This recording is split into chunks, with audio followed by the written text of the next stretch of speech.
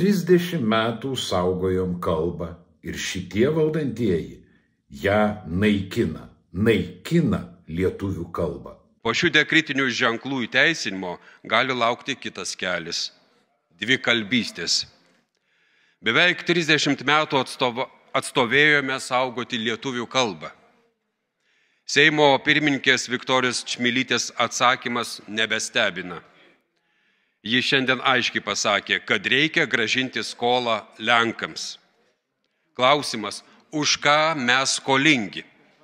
Kad esame savo žemės šeimininkai, lietuviai, už ką skolingi? Tai ne Lietuvos Lenkai Vilniaus regione prašo svetimybių, tai daro ne mūsų Lietuvos naudai dirbantis politikai. Išties, už ką mes esame skolingi Lenkam?